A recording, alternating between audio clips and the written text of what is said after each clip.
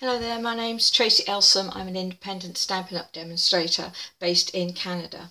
Today I want to try to make something that I made some time ago, which was this little stick. Basically I made it to go into a plant so that when you're giving a plant as a gift, rather than having a tag stuck to the pot or whatever, you could actually plant this inside the pot, and it can be taken out afterwards and kept if they wanted to. I've left the back blank so that a message can be written if necessary, and this used a retired stamp set called Circle of Spring, and it came with, or you were able to get matching dies that went with it that cut it out. I really liked this idea, and I wasn't sure whether or not I could reproduce it now that we no longer have those dies or the stamp set. So what I thought I would try and do is do a similar thing using this stamp set called Hello Friend. It has a nice wreath design there, and it's got a few nice sentiments. It doesn't have dies that go with it, so I'm going to use plain circle dies. So we'll have a go and see how we come out. Okay, so I'm going to start with the wreath itself. It's very plain, there's nothing to colour in, but I'm going to ink that up with old olive ink. Just good and inked up, make sure that there's plenty of ink on there. Remnants of Houdini there. And I'm going to stamp it down. I'm going to hold it just a little bit. With images that have sort of solid areas, I like to hold it just a moment, just to make sure that the ink gets a chance to transfer properly. Otherwise you may end up with blank areas. So that's all that needs to do. For the sentiment, I'm going to use Thinking of My Friend Today. I thought that would be a nice sentiment to use on a plant. I received an awful lot of flowers and gifts, plant gifts, recently following the death of my son, and I just thought it was a lovely way to let someone know that you were thinking of them, and so this is where that's come from. I've just used an embossing buddy. It's a little bag full of powder, and it cleans off any ink, any oils or static off the surface of the card so that I can then emboss. This is Versamark ink. There's a couple of ways to use Versamark, and I think I'll probably show you how to do that another time. Just ink it up with the Versamark, stamp it down, and then I'll grab a scrap of paper, and I'm just going to sprinkle the Versamark with gold embossing powder. And then what I tend to do is I like to have a quick look at the image, just make sure there's no stray bits of powder like there is there. And I've got an old stylus here with a pointed end, and I'm just picking up the odd pieces with that stylus just to make sure that the image is nice and clean before I try and emboss it.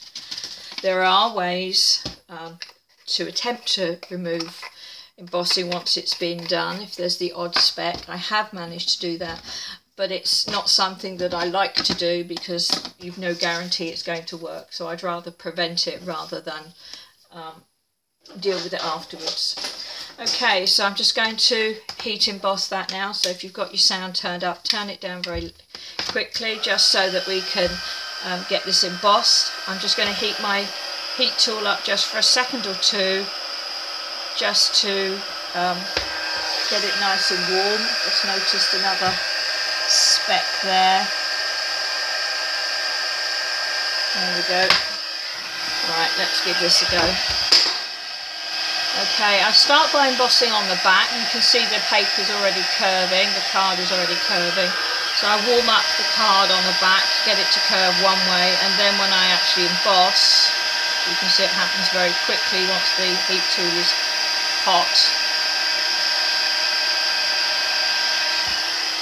The card is now virtually flat. So there we go.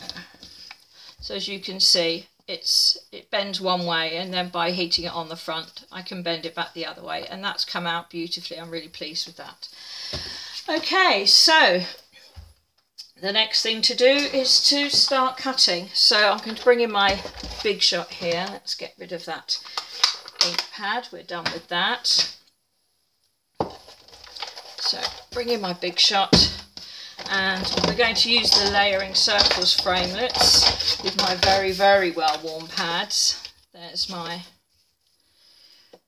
wreath, and I'm going to use the number 8 plain circle from the Layering Circles framelits. I count my framelits from the smallest up, so the smallest one is number 1, and then you've got, they change up, and then again there, so that's that.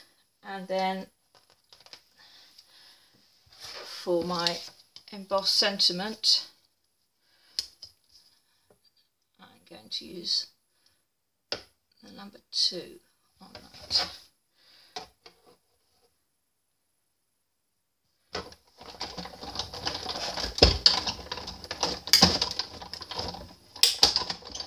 A little bit of cracking, that's normal, that's the pressure of the rollers onto the card.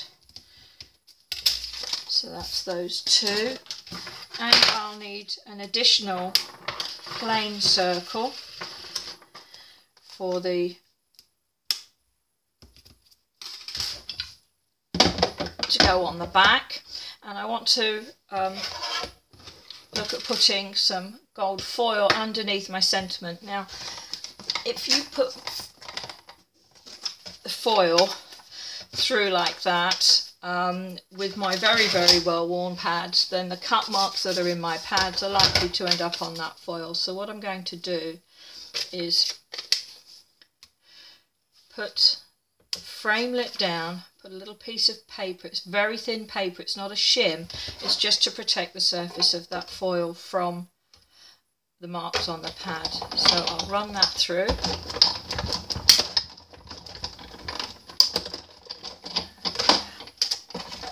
Move my Big Shot out of the way, and there are my pieces. Okay.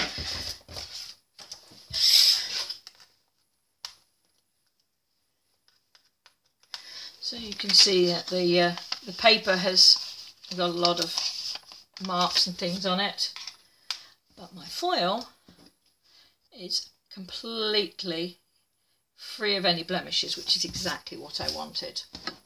So let's just start putting this together. So I'm going to mount the sentiment onto the foil with a couple of mini glue dots. There we go.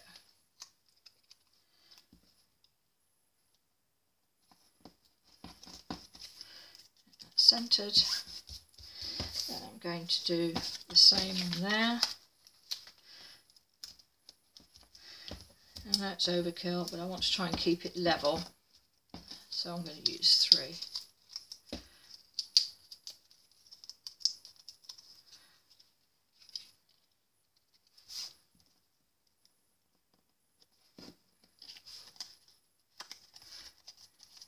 Okay, so that's that. Now I have a little dowel. It's craft dowels. These are 0.25 millimeters, 0.1 inch wide, and they're roughly 6 inches long, and they come in a big pack. I think there's about 100 in there for just over $1. So I have one of those. Now I'm going to use some fast fuse. Just make sure it's ready.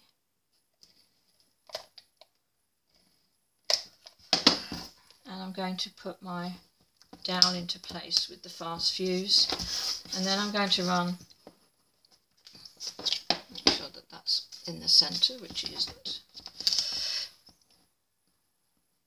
There we go, that's better. I'm going to try and run some fast fuse along the edge there. There we go. Doesn't really like to work on the wood, but there we go. Yeah, that's done it. We're okay there. Okay, so then I will just, at this point I need to be looking at how it's sitting. So there we go. So that's now attached. Now there's a couple of ways to finish this off. I could put some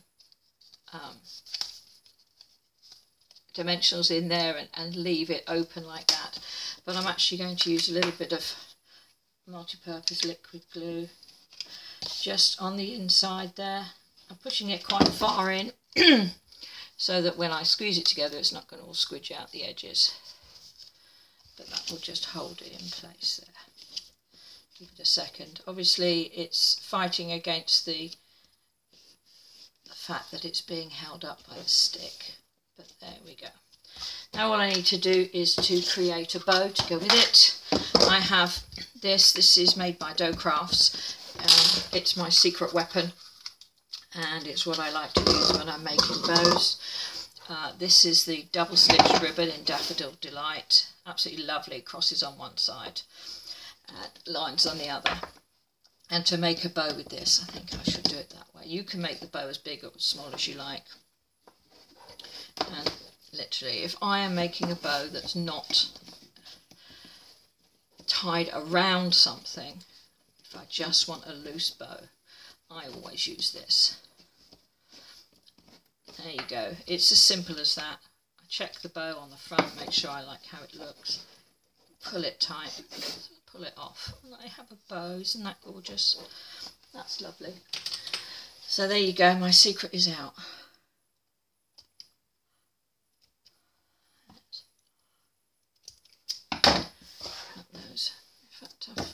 I'm going to just cut that a little bit shorter because I cut in the middle of one of the crosses, which I didn't want to do.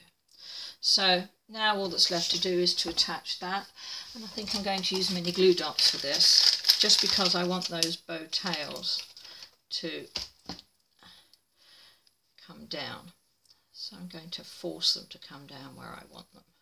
So I'm going to put a little mini glue dot on the inside, twist that tail down a little bit, and bring it down there like that, and the same there, so that when I put